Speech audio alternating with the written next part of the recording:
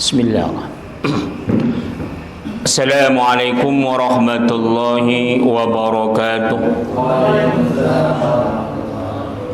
Alhamdulillahi rabbil alamin. Allahumma salli ala Sayyidina Muhammad. Yang Allah muliakan para jemaah musalla ziyadatul iman yang dirahmati Allah. InsyaAllah sebagaimana biasa kita meneruskan setiap ba'da maghrib kitab Al-Mughni wa Syarhul Kabir, kitab perbandingan 4 mazhab Ahlu Sunnah wal Jamaah. Namun kita memakai kawaid dan manhaj madhab Imam Syafi'i. Mari sama-sama kita membacakan ulumul Quran Nabi Muhammadin sallallahu alaihi wasallam ya Rasulullah wa ala azwajihi wa alihi wa ahli baitihi wa dhurriyyatihi ajma'in wal awliya'i was salihin wal anbiya'i wal mursalin wal malaikatil muqarrabin wa li abaina wa li ummahatina wa li jaddina wa li jaddatina wa li asyatidina wa li muallimina wa li masyayikhina ولجميع المسلمين والمسلمات والمؤمنين والمؤمنات الأحياء منهم والأموات خصوصا لصاحب المؤلف كتاب المغني وشرح الكبير للشيخ الإمام العلامة ابن قدامة ويليه الشرح الكبير للشيخ الإمام ابن قدامة المقدسي ونفعنا بهما والمسلمين بعلومهما وبعلوم جميع العلماء آمين يا الله. Ya Allah, ya Tuhan kami, berilah keberkahan kepada kami di dalam majelis ilmu ini, di dalam majelis kitab fikih ini, kiranya bermanfaat kepada kami, keluarga, anak maupun keturunan kami. Ya Allah, ya Tuhan, jauhkanlah kami, anak dan keluarga kami dari segala malapetaka, bencana, fitnah dunia maupun fitnah akhirat.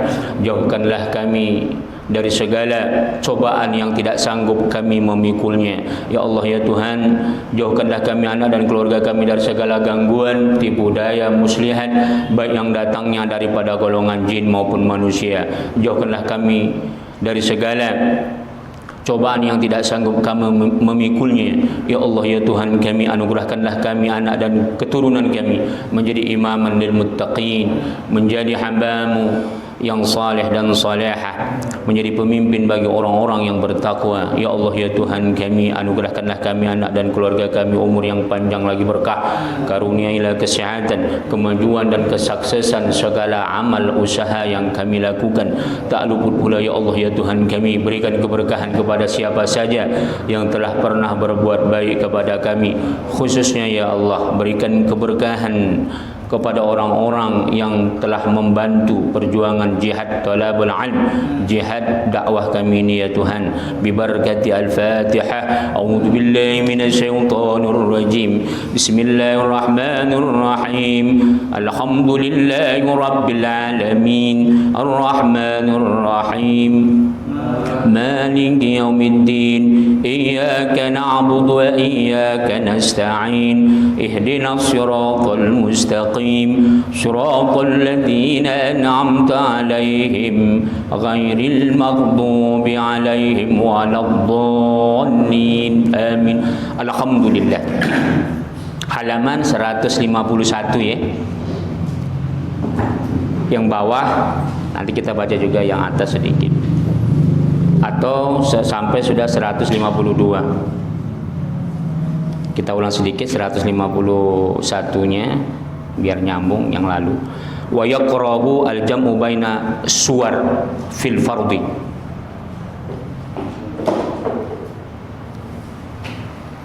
Wa la yaqra'u fil nafil.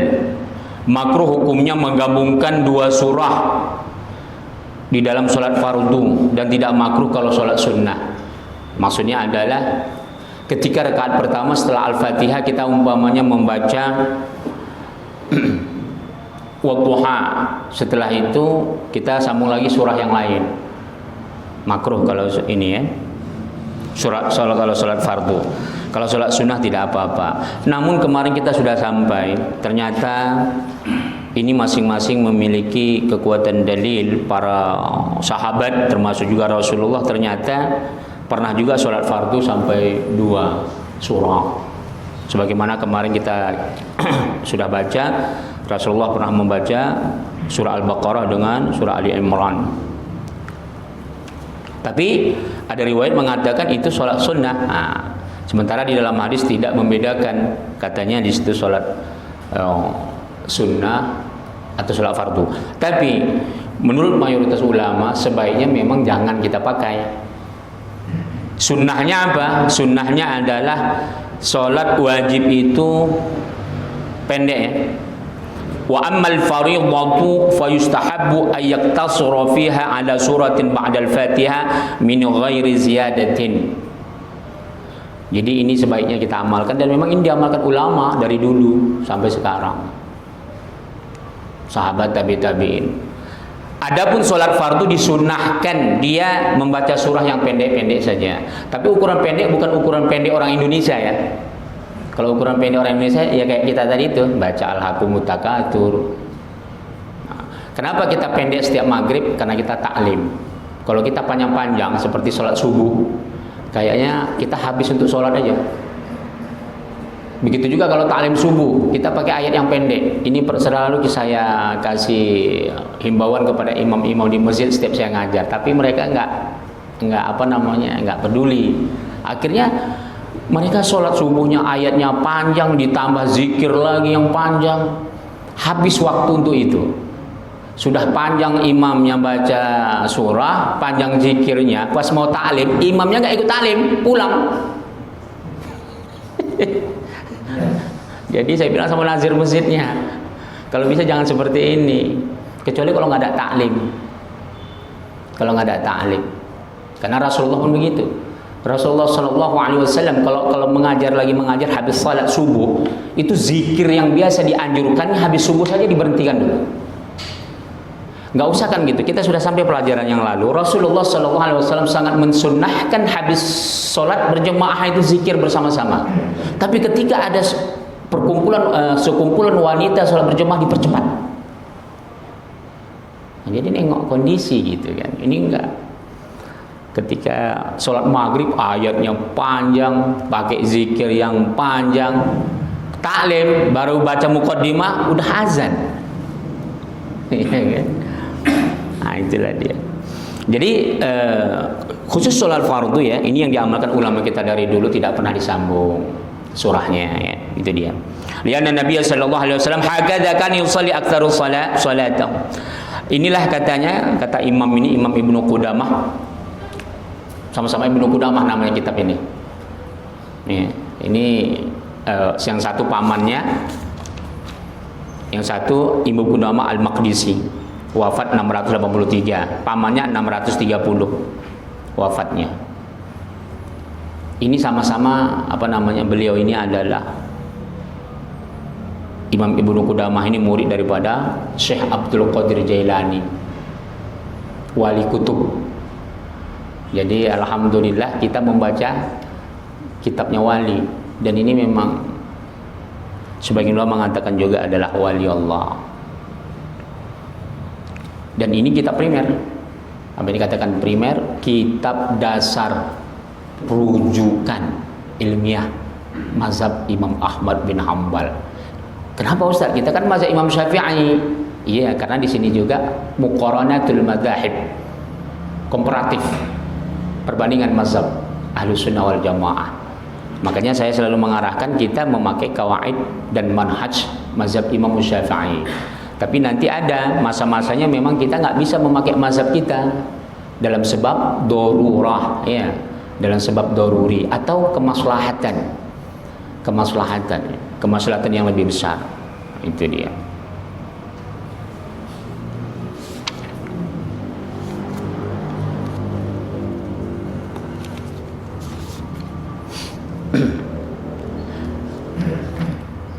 Wahal yakrahu al-jamu baina suratain fiha. Ada pertanyaan, apakah makruh kalau digabungkan? Nah, ini ada pertanyaan lagi di kalangan para ulama. Ternyata ada dua riwayat. Ala riwayatain, ada dua riwayat. Ihdahuma, salah satu di antara keduanya, yakrahu lima dzakarna, makruh katanya, sebagaimana yang telah kita sebutkan pertama tadi. Wa tsaniyatu, yang kedua pendapat la yakrahu, enggak makruh katanya. Nah ya, tapi nengok sikon ya, nengok sikon. Contoh, dia ketika rakaat pertama membaca surah lupa, baca surah yang lain, nah itu sikon berarti kan. Lupa dia udah sampai 50 ayat, lupa dia. Akhirnya ditambahnya dengan surah yang lain. Nah, berarti dalam sikon seperti itu nggak apa-apa. Gitu ya. La yakrah li'anna hadis Ibnu Mas'ud mutlak. Karena hadis yang kita baca tadi itu katanya mutlak. Apa maknanya? Tidak ada. Di situ dibedakan salat fardu atau salat sunnah. Wa ruwiya anna rajulan minal ansar kana ya ummuhum wa kana yaqra'u qabla kulli suratin qul huwallahu ahad. Jadi ada seorang laki-laki daripada Ansor, orang Madinah. Dia jadi imam di kalangannya. Dia setiap sholat habis baca Al-Fatihah baca qul huwallah. Kemudian yaqra'u suratun ukhra ma'aha. Setiap habis waladhdallin amin baca qul huwallah. Rakaat pertama, rakaat kedua gitu juga. Tapi habis itu ditambahnya setelah qul huwallah tambahnya surat yang lain. Nah, tapi ini jangan diamalkan ya. Jangan diamalkan. Ini cukup ilmu sama kita. Ilmu sama kita. Faqala lahu an-nabiy sallallahu alaihi wasallam. Nabi sallallahu alaihi wasallam bertanya sama dia, "Ma yahmiluka ala luzumin hadis surah fi kulli rak'atin?" Sini dulu. Kenapa kamu suka kali membaca ini seperti seolah-olah seperti sudah kemestian? Setiap rakaat kamu baca qul huwallah kemudian baca surat. Faqala, dijawabnya, "Inni uhibbuha ya Rasulullah, aku suka, aku senang kali seperti itu. Karena qul huwallah itu indah kali kurasa." Ini boleh nggak diamalkan sekarang? Boleh, tapi kondisi tertentu. Contoh, Bapak di kampung-kampung. Ini orang kampung kan selalu banyak gangguan, Pak. Baik suami maupun istri. Gangguan santet. Saya baru dapat telepon tadi dari provinsi, Pak. Seorang ibu mengeluh gangguan. Bagaimana orang kampung kan suka ya, dari dulu ya, menggunakan mistik-mistik untuk menghancurkan rumah tangga orang. Jadi boleh dalam sholat itu masukkan ayat seperti ini, qul huwallahu atau qul a'udzu birabbin nas. Baru tambah surah yang lain boleh. Itu untuk menolak itu. Jadi kalau ada kita was-was hati kita ketika kita dapat gangguan, terasa was-was dan sebagainya, boleh. Karena kata Allah dalam Al-Quran, wa imma yanzaghannaka syaitanu nazghun fasta'iz billah. Kalau kamu ketika kamu merasakan ada gangguan dari setan ini ada dua, Pak. Minal jinnati wan nas, dari jin atau manusia. Kalau dari manusia kita tahulah ya. Tahulah kita. Mungkin dia sering DM, chatting ya kan. Atau manusia lah itu kan. Tapi kalau jin itu chattingnya kan lain, tak nampak dia kan. Jadi kata Allah, kalau kamu ada gangguan itu, kamu minta tolong sama aku. Fasta'iz billah, minta berlindung kepada Allah. Jangan minta berlindung kepada tetangga, kepada dukun. Itu dia ya. Terutama di kampung-kampung memang cobaannya seperti ini. Apalagi zaman Covid gini kan.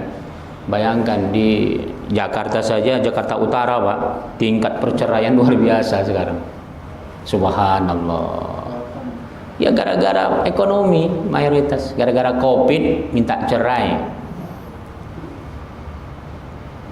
Ya penyebabnya ya itulah medsos juga ya kan. Luar biasa. Sebelumnya Jawa Barat, ratingnya sangat tertinggi Jawa Barat tingkat perceraian, dan itu rata-rata ibu-ibu muda. Allah, luar biasa itu. Jadi hubbuka iyyaha adkhalakal jannah. Jadi kalau kau cinta ayat itu, insya Allah akan masuk surga. Rawahu Bukhari ta'liqan. Ini riwayat Imam Bukhari, hadis sahih. Tapi kalau dalam kondisi normal jangan ya. Kondisi normal sholat fardu jangan ditambah. Terkecuali tadi itu ya kalau lupa. Kemudian warwahu at-Tirmidzi, ada diriwayatkan oleh Imam Tirmidzi wa qala hadis sahih gharib. Hadis sahih gharib wa ruwiya khilal bi isnadi an Ibnu Umar annahu kana yaqra'u fil maktubah bi suratain fi kulli rak'atain. Ternyata Ibnu Umar adalah dia setiap sholat fardu itu membaca 2 surah. Ini mungkin dalam kondisi ya. Kayaknya dalam kondisi, karena di mana kita bisa tahu ini menunjukkan dia kondisi tertentu dia membaca seperti ini. Karena memang berpuluh-puluh tahun kita ngikuti ulama-ulama besar, tidak ada yang ngamalkan ini. Artinya kan ulama-ulama besar kita itu seperti udah membaca ini gitu ya. Baik di Indonesia, gitu juga di Timur Tengah, tidak pernah melakukan itu kecuali kondisi-kondisi tertentu sebagaimana yang saya sebut tadi. Jadi jangan sampai membaca kitab setiap pendapat diambil, setiap pendapat dipakai, ya kan? Apa namanya? PTT kata orang Medan, pantang tak tahu. Jadi kalau ada pendapat yang ganjil digunakannya. Ada. Assalamualaikum warahmatullahi. Assalamualaikum. Ada nggak gitu? Itu makruh. Jadi jangan sementara menurut pendapat Imam Syafi'i boleh assalamualaikum saja digunakan. Itu udah kita pelajari udah lama, hampir 1 tahun kali. Tapi masih ada yang suka begitu. Ingin beda, ya. Rawahu Malik fil Muwatta. Fa amma qira'atu as-suratul wahidah fi rak'atain ya'iduha fala ba'sa wa qad dzakarnahu. Jadi ya itu ya. Jadi satu saja, nggak usah bertambah kecuali ada sebab. Kemudian kita udah masuk halaman 152 ya. Nah, kita baca yang atasnya dulu supaya kita baca yang atas dulu. 152 yang masalah 159. Qala wala yazidu ala qira'atin ummul kitab fil akhirin min az-zuhr wal 'asr wal 'isya al akhirah wa ra'atul akhirah min al maghrib. Maka tidak boleh menambah bacaan surah ala qira'ati ummul kitab setelah baca surat al-Fatihah ya. Enggak boleh menambah membaca ummul kitab al-Fatihah di akhirnya. Apa maksudnya? Daripada sholat zuhur, asar, isya al-akhirah, warakatul akhirah yang terakhir minal maghrib. Jadi yang baca surah itu hanya rakaat pertama kedua, itu maksudnya. Bisa paham ya? Sholat zuhur, rakaat ketiganya al-fatihah saja, rakaat keempat al-fatihah saja. Sholat asar gitu juga, sholat isya gitu juga, sholat maghrib gitu juga. Tapi sholat maghrib yang ketiganya saja, karena cuma 3 rakaat ya. Itu maksudnya ya. Bagaimana kalau dibaca? Makruh, nggak batal sholat. Wa jumlat dzalika annahu la tusannu ziyadatul qiraah. Jadi nggak disunnahkan, artinya makruh ya. Alal ummil kitab fi rak'atain ghairul awwaliyain, kecuali hanya rakaat yang pertama kedua saja, yang awal, 2 awal itu. Qala Ibnu Sirin la a'lamuhum yakhtalifuna annahu yaqra fi rak'atain awwaliyain bi fadlil kitab wa surah fil akhirin bi fatil kitab. Udah. Nah, ini perlu diingat ya, jangan sampai lupa ya. Kata Ibnu Sirin, la a'lamuhum, saya tidak pernah mendengar mereka, yang dimaksud sini adalah para ulama, yakhtalifuna, berbeda pendapat. Ya. Jadi jangan sampai ada nanti ngamalkan dia rakaat ketiga tambahnya lagi surah yang lain. Oh, ada pendapat ini. Ini katanya tidak ada pada pendapat kalangan ulama. Jadi ya, bahwasanya membaca di dalam rakaatain al-awwal liyayin hanya 2 yang pertama saja, yaitu rakaat pertama dan kedua bi fadil kitab, membaca suratul Fatihah, wa suratu fil akhirin bi fadil kitab, dan surah di yang lainnya pada surah setelah membaca suratul Fatihah. Jadi enggak ada ya rakaat ketiga, keempat atau rakaat ketiga saja, tidak ada. Wa ruya dzalika an Ibnu Mas'ud wa Abi Darda wa Jabir wa Abi Hurairah wa Aisyah wa Ismail bin Sa'id as-Salanji annahu bi isnadi ila hadis Jabir wa huwa Ahmad wa huwa qaul Malik wa Abu Hanifah wa ikhtafa qaul Asy-Syafi'i famarratan qala kadzalika wa marratan qala yaqra bi surati ma'al Fatihah fi kulli rak'atin. Wa ruya dzalika an Ibnu Umar lima ruya as-Sanabahi qala sallaitu khalfa Abi Bakr as-Siddiq al-Maghrib fadanautu minhu hatta inna thiyabi takadu tamsu thiyabahu faqara fi rak'atil akhirah bi ummul kitab. Nah, ini termasuk didukung juga pendapat Imam Syafi'i. Ternyata rakaat terakhir katanya cukup membaca ummul kitab, itu suratul Fatihah.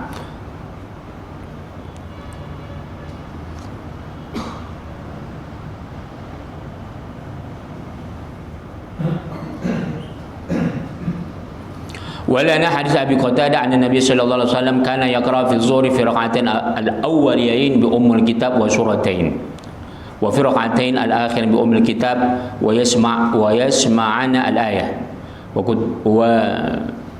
وكتب عمر إلى شريح أن اقرأ في الركعتين الأوليين بأم الكتاب والسورة وفي الآخر بأم الكتاب وما فعله الصديق رحمه الله إنما قصد بالدعاء لا القراءة ليكون موافقا لفعل النبي صلى الله عليه وسلم وبقية أصحابه. Jadi ini yang saya baca adalah sama saja pendapatnya, bahwasanya yang dibaca adalah surah itu rakaat pertama, rakaat kedua. Kalaupun ada nanti tambahan itu biasanya doa. Waladhdallin amin. Udah, waladhdallin amin itu disunahkan doa. Waladhdallin amin. Rabbana la tuzigh qulubana atau Allahumma firli wali walidaina. Itu ya. Jadi bukan baca ayat.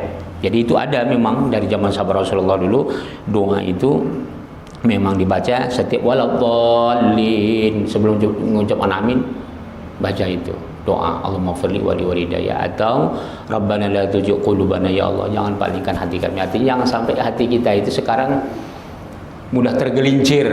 Jadi doa-doa itu penting ketika kita di dalam sholat. Banyak tempat-tempat sholat yang doanya makbul. Ketika ruku juga boleh, dalam sujud itu apalagi, karena sedekat-dekat seorang hamba ila rabbih itu anda sujud, ketika sujud, kata Rasulullah sallallahu alaihi wasallam. Jadi faktiru doa, maka perbanyaklah doa. Tapi jangan terlalu banyak doa melampaui batas, nanti nggak khusyuk, akhirnya lupa. Sudah rakaat ketiga bingung, ini rakaat ketiga atau rakaat keempat, gitu ya. Nah, jadi jangan sampai kebanyakan doa. Carilah waktu-waktu tempat-tempat yang tertentu saja. Bukan berarti nggak boleh. Boleh, tapi nanti bisa menghilangkan khusyuk. Terlalu banyak doa sehingga kita nggak tahu sudah rakaat keberapa. Itu saja. Wallahu taala alam bisawab. Silakan kalau ada pertanyaan, kalau enggak kita teruskan. Fadl. Itu kan dianjurkan baca surat pendek saja. Iya, sunnah. Nah ya, tentu Ustaz menerangkan saat zuhur, saat dianjurkan saat zuhur atau subuh, Ustaz yang panjang itu. Nah itu kalau tadi saat itu masih Ustaz. Iya, ini yang saya katakan tadi, pendek itu ukurannya bukan pendek ala Indonesia. Panjang itu memang sudah ditentukan Rasulullah, panjangnya pun tidak, kemarin sudah disebutkan panjangnya itu lebih kurang 30 ayat paling banyak atau kurang. Contoh umpamanya kita sholat subuh, setiap subuh Jumat itu alif lam mim saja lebih kurang 30. Itu saya sudah kepanjangan kan diterasa kan. Jadi dulu kalau kita amalkan rakaat pertama itu, kita amalkan rakaat kedua sabbihi saja orang sudah mengeluh banyak. Akhirnya inna atoina rakaat kedua. Bayangkan itu, alif lam mim saja dah rakaat pertama, rakaat kedua inna atoina waktu subuh. Nah, kenapa? Karena mungkin makmum kita banyak yang apa kali kan, yang tua atau ada orang yang mau cepat kerja. Kemudian sholat zuhur memang disunahkan panjang, tapi panjang di sini tidak seperti sebagaimana yang diamalkan oleh Rasul dan para sahabat, sebagaimana Utsman bin Affan sampai khatam Quran, atau Rasulullah juga seperti itu, atau sahabat lain sampai membaca surah Al-Baqarah atau membaca surah Yasin khatam sebagaimana selalu saya ceritakan. Ada satu masjid begitu di tempat saya belajar dulu di Mesir. Itu rakaat pertama saja surah Yasin. Rakaat pertama khatam kursi Yasinnya. Dari Yasin sampai kun fayakun. Kalau di sini diamalkan takut saya pita makmumnya ditendang dari belakangnya ya. Jadi yang dimaksud pendek di sini, pendek memang perintah Rasulullah, sahabat dan tabi'in yang mengamalkannya itu ya, bukan pendek ukuran Indonesia. Kalau pendek ukuran Indonesia, Bapak lihat nanti kayaknya di dunia hanya di Indonesia lah, sholat tarawih 20 rakaat 10 menit. Allahu Akbar. Itulah yang kata Rasulullah, orang yang korupsi dalam sholatnya, seburuk-buruk koruptor kata Rasulullah adalah orang mereka yang korupsi dalam sholatnya. Apa ya Rasulullah? Mereka yang apa namanya?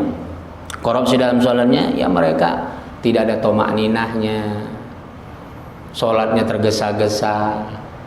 Ya gimana 20 rakaat 10 menit? Saya mau tanya itu gimana tomak ninahnya di mana? Iya. Kita guling-guling di pasir aja lebih dari 10 menit, 20 menit ini ruku sujud itu. Jadi jangan sampai begitu ya. Oke, silakan ada yang lain. Oke, sebelum ada pertanyaan yang lain kita sambung. Faslun wal mustahabu ayaqra'a fi tsaniyati suratin ba'da surah allati qara'a fi raq'atil ula fi nazam.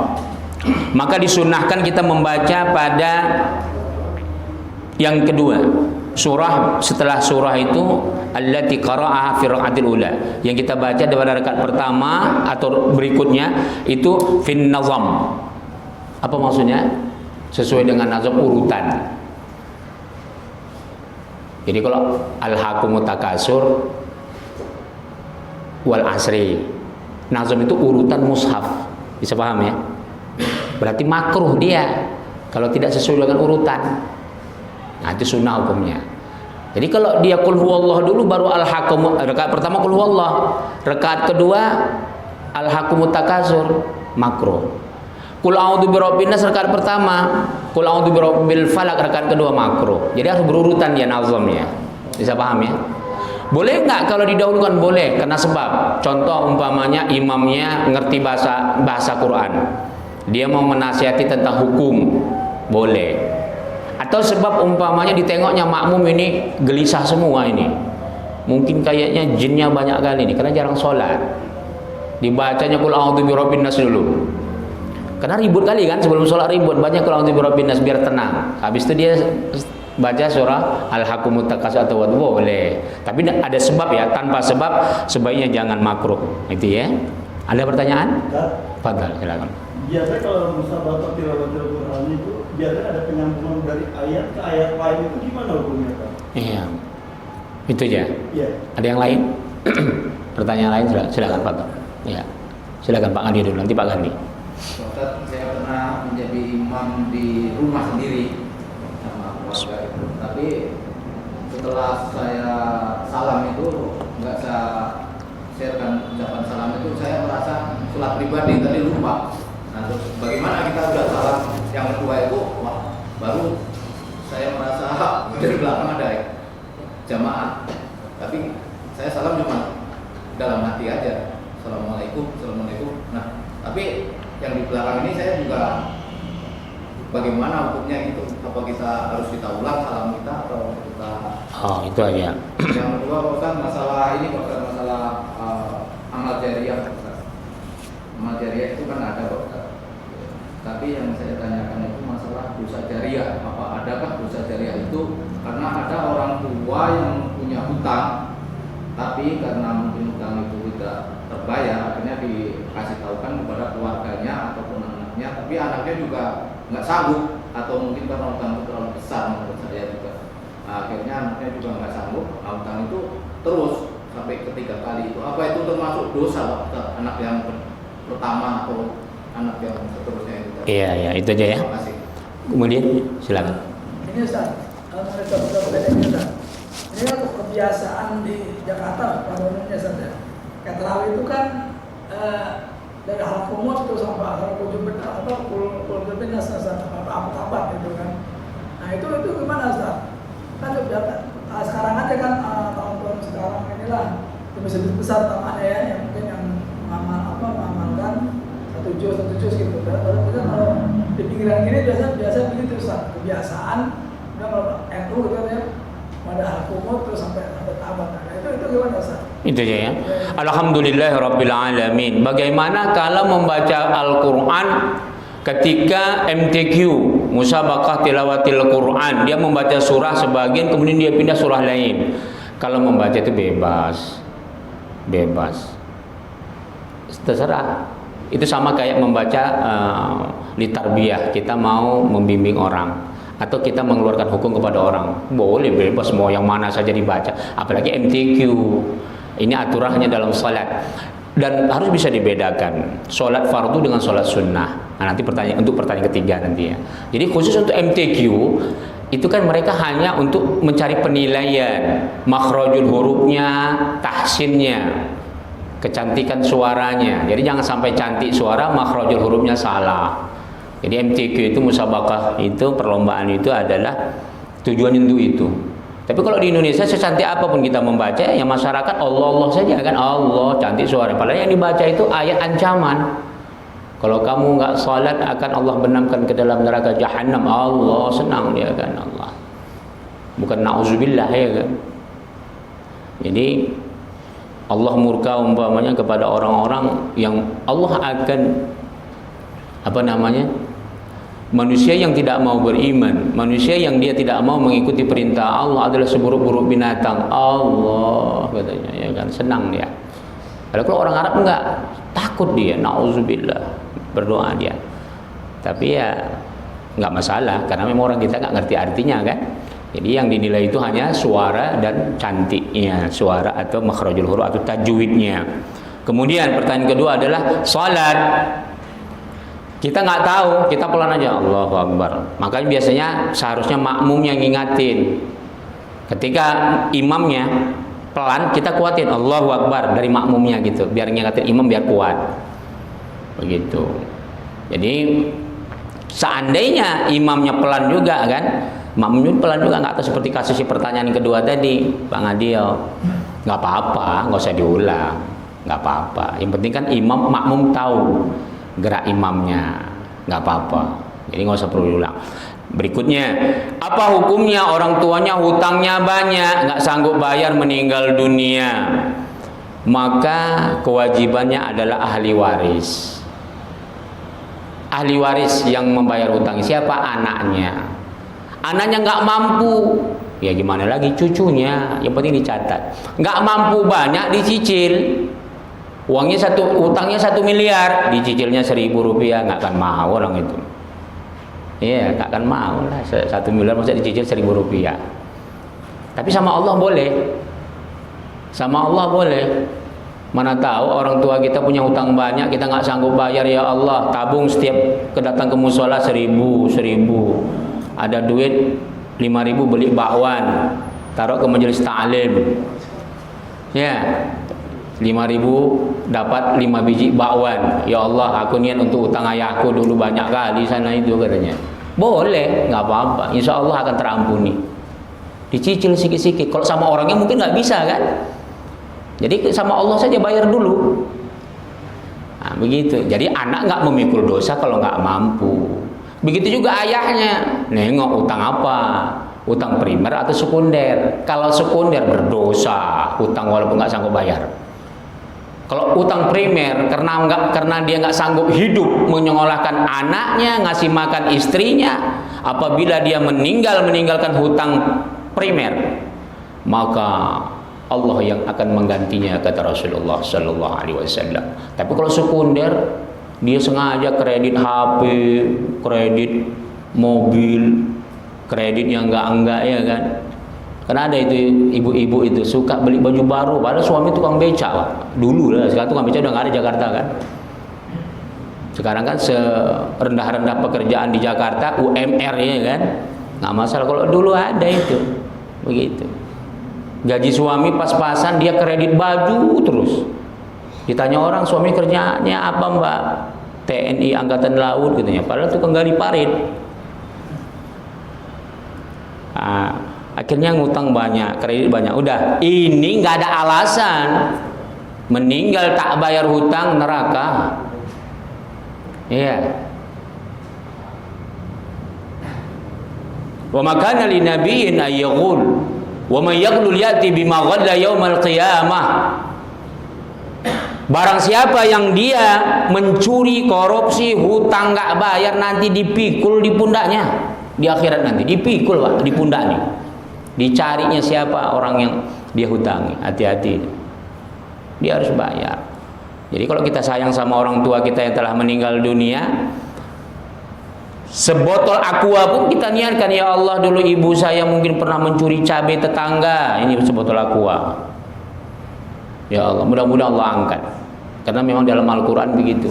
wa yukaffir an sayiatikum. Sedekah itu in tubdus sadaqati fa ni'mahi wa in tukhfuha fatu'tuhal fuqara fa huwa khairul lakum wa yukaffir ankum min sayiatikum. Ya, banyak ayat Quran. Khudh min amwalihim sadaqatan tutahhiruhum wa tuzakkihim biha wa shalli alaihi inna salataka sakanun lahum. Nanti ayat berikutnya itu adalah bahwasanya ayat sedekah itu akan bisa mengangkat dosa, kesalahan, dosa-dosa kita, kifaran kita. Jadi sepakat, sedekah itu langsung diterima dunia akhirat. Di dunia langsung terbalas.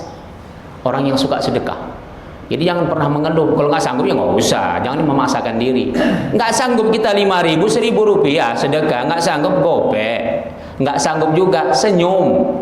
Kata Rasulullah, tabassam sedekah. Kama qala Rasulullah. Senyum itu sedekah. Cuma jangan banyak duit, senyum aja dia kan. Nggak pernah ngasih. Kalau ini bakhil, kedekut. Hati-hati. Wala tahsabanna alladziina yabkhuluna bima atahumullah huwa khairul lakum bal huwa syarrul lakum sayutawwaquna ma bakhilu yaumal qiyamah. Jangan kau kira kamu itu bakhil, kedekut, kata Allah, itu lebih baik untuk dirimu. Justru itu buruk. Nanti akan Allah kalungkan hartanya karena kebakhilannya. Hati-hati itu. Jadi orang koruptor sama orang yang mengeluarkan zakat atau orang bakhil itu sama Pak siksaannya di akhirat. Apanya? Akan dipikulkan di pundaknya. Nah itulah dia. Jadi mudah-mudahan itu bisa, hutang tadi itu. Anak nggak berdosa kalau nggak mampu, nggak apa-apa. Itu saja. Kemudian pertanyaan berikutnya adalah terawih itu biasa, sholat sunnah ya. Tadi itu hampir sama dengan yang pertama. Jadi kalau sholat sunnah memang banyak yang ditabrak aturannya. Bismillahirrahmanirrahim. Alhamdulillahirabbil alamin arrahmanirrahim maliki yaumiddin iyyaka na'budu wa iyyaka nasta'in ihdinas siratal mustaqim siratal ladzina an'amta 'alaihim ghairil maghdubi 'alaihim waladdallin amin. Satu napas dia. Kalau sholat fardu makruhnya besar kali ya. Bismillahirrahmanirrahim alhamdulillahirabbil alamin. Berhenti dia. Itu kan disambung itu kan. Ar-Rahmanir-Rahim itu sholat fardu 2 ayat saja disambung nggak boleh. Makruh dia. Ya. Jadi kalau kita bermacam Imam Syafi'i pakai bismillah, ketika suratul ladzina an'amta 'alaihim nggak boleh berhenti situ. Suratul ladzina an'amta 'alaihim ghairil maghdubi 'alaihim waladdallin. Amin. Jangan diputus. Suratul ladzina an'amta 'alaihim. Kecuali mazhab Imam Hanafi. Kalau mazhab Imam Hanafi karena bismillah bukan daripada ayat suratul Fatihah, dia langsung alhamdulillahirabbil alamin, berhenti. Maka suratul ladzina an'amta 'alaihim, berhenti. Ghairil maghdubi 'alaihim waladdallin. Amin. Jadi kalau kita ada di Indonesia ini memutus suratul ladzina an'amta 'alaihim, diputusnya bernafas dia lagi. Makruh hukumnya. Berarti kaidah-kaidah sholat wajib dia tidak tahu. Kalau sholat sunnah nggak apa-apa. Alhakumut takasur. Memang Indonesia dari dulu berapa puluh tahun, bukan hanya NU, semua begitu dari dulu. Nah, ini kan Indonesia. Kok ada kalau fardu itu wajib, kalau sunnah nggak? Apa yang bisa? Kan sama-sama Fardu itu rukun Islam. Sholat sunnah itu tak masuk rukun. Bahkan sholat sunnah sendiri pun martabatnya berbeda-beda. Ada yang muakkad, ada ghairu muakkad. Sholat tarawih muakkad atau ghairu muakkad? Muakkad. Tapi muakkadnya pun tidak jumlahnya. Tidak jumlahnya. Kalau jumlahnya boleh 2, boleh 23, boleh 10.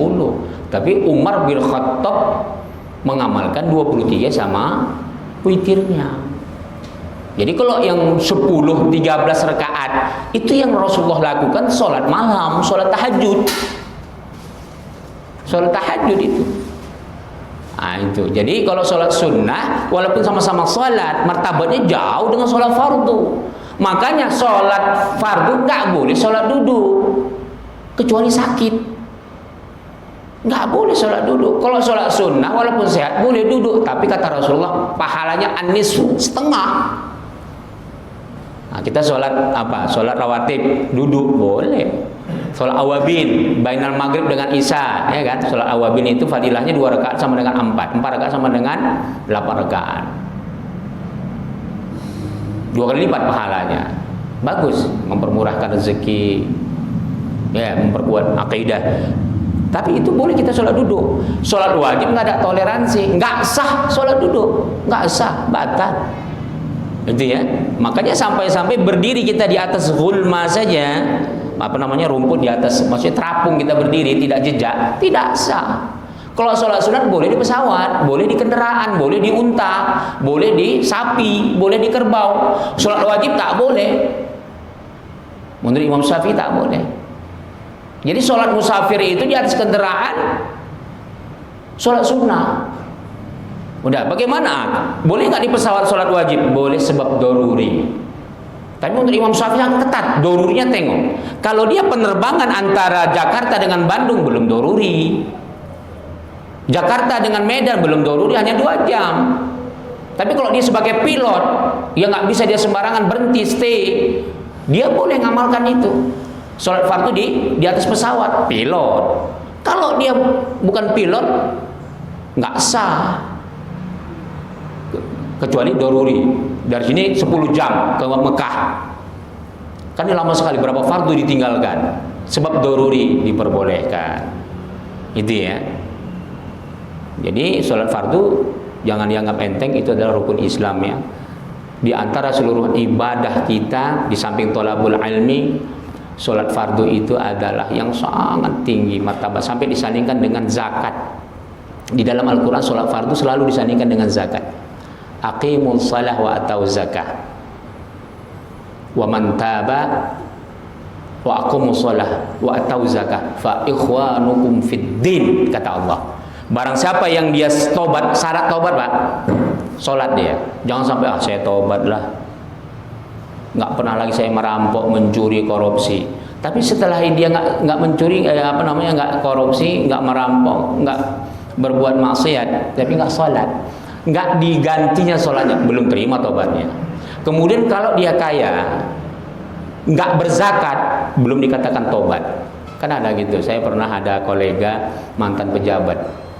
Dia cerita sama saya kayak mana dia dulu mengumpulin harta, Pak. Oh, namanya petinggi kan. Antara reformasi, antara reformasi dengan kejatuhan Soeharto dulu kan harta kita banyak berkeliaran di mana-mana. Itu petinggi-petinggi kita kesempatan untuk menumpuk harta ini. Ketika dia taubat, saya taubat Ustaz. Udah, dia taubat, hartanya banyak, zakatnya tak betul, nggak terima ini. Dan dia harus pulangkan kalau uang yang dicurinya itu. Kalau nggak dipulangkan ya nggak bisa. Apa yang terjadi? Ini ada juga teman saya pejabat, petinggi Pak, udah tua, pensiun. Dia sendiri cerita sama saya, luar biasa hartanya, mengumpulkan harta. Itu Pak, kecelakaan, anaknya meninggal, istrinya koma sampai hampir 1 tahun, hartanya ludes habis, tinggal harta yang halal saja tinggal. Nauzubillah. Habis untuk mengobati semua, mengobatin dia koma, istrinya dan termasuk dia. Udah gitu habis dilarikan istri-istrinya yang lain, dia kembali kepada istri tuanya. Ini orang, maksudnya murid saya sendiri, pejabat. Nah, jadi dia cerita begitulah pengalaman dia, kayak mana mengumpulkan harta haram itu luar biasa. Jadi sebelum Allah tegur, tapi itu alhamdulillah masih dia dikasih kesempatan hidup, sehat dan taubat. Kalau sempat enggak, nauzubillah ya. Itu dia ya. Jadi sholat sunat berbeda ya. Jadi kalau sholat sunat boleh dilanggar seperti tadi itu ya. Digabungkan ayat. Oke, silakan ada yang lain. Fadhil. Apa mengenai hutang? Yang mana? Oke, ini dulu nanti baru itu. Coba. Oke, silakan. Hutang. Bagaimana dengan hutang negara? Siapa yang menanggung dosanya? Apakah pemimpin setajam jabatnya selama dia pejabat atau seumur hidup Pak? Gimana itu dosa pemimpin? Contohnya apa? Hutang negara, masalah hutang negara. Oh, hutang negara. Ya, terus? Apakah pemimpinnya atau para pejabatnya juga yang menanggung dosanya? Dan selama dia menjabat atau sampai selamanya dia menanggung dosanya? Itu ya. Oke, yang kedua, silakan. apakah setiap manusia itu adalah kifarat? Setiap apa? Setiap manusia yang sakit itu apa itu adalah kifarat buat manusia itu sendiri? Itu ya. Alhamdulillahirabbil alamin. Pertanyaan pertama, bagaimana kalau kepala negara berhutang? Apakah nanti dia nggak sanggup bayar, dia memikul dosanya, atau pejabat semua memikul dosanya? Enggak. Lihat, dia mengutang untuk apa? Untuk kemaslahatan. Dia sanggup bayar, nggak sanggup bayar, dia ngutang, besar pahalanya. Nah, itu hebatnya pemimpin. Pemimpin ngutang untuk rakyatnya, pahalanya besar. Insya Allah dia akan selamat dunia akhirat. Tapi untuk kemaslahatan, jangan sampai dia ngutang di korupsi. Jadi kelebihan pemimpin ngutang untuk uang untuk negaranya, seperti kita umpamanya krisis beras, krisis kacang kedelai, krisis segalanya, krisis obat, dia ngutang nggak apa-apa, nggak sanggup bayar, besar pahalanya. Jadi kalau mau berpahala besar ngutang nggak sanggup bayar, jadi pemimpin. Itu dia ya. Jadi nggak apa-apa, nggak ada mikul dosa, kecuali kalau dia ngutang salah. Sengaja ya, sengaja dia ngutang untuk korupsi. Tapi setahu saya ya, maaf, zaman Soeharto dulu pun ngutang ke luar negeri tidak ada niatan untuk jahat, untuk rakyat. Cuman setelah uang itu cair, birokrasinya yang bobrok, digerogoti kayak tikus, di situ dia ya. Oke, kemudian apakah setiap penderitaan sakit kifarat? Tidak semua. Rasulullah sakit juga. Imam Syafi'i penyakitnya lebih dari 40 macam. Apakah sealim sesoleh Imam Syafi'i kifarat? Martabatnya tinggi. Tidak. Para sahabat banyak yang sakit. Para ulama kita banyak yang sakit. Semakin soleh dia, semakin banyak penyakitnya, semakin tinggi martabatnya Allah berikan dunia akhirat. Itu saja ya. Wallahu taala alam bisawab. Al-Fatihah. A'udzu billahi minasyaitonir rajim. Bismillahirrahmanirrahim. Alhamdulillahirabbil alamin arrahmanir rahim maliki yaumiddin. Iyyaka na'budu wa iyyaka nasta'in. Ihdinas siratal mustaqim. Shiratal ladzina an'amta 'alaihim ghairil maghdubi 'alaihim waladdallin. Amin. A'udzu billahi rajim. Bismillahirrahmanirrahim. Allahumma ja'al hadzal majlis barakatan wa mubarakah wa ba'id alaina fitnatan minad dunya wal akhirah walhamdulillahi rabbil alamin. Assalamualaikum warahmatullahi wabarakatuh.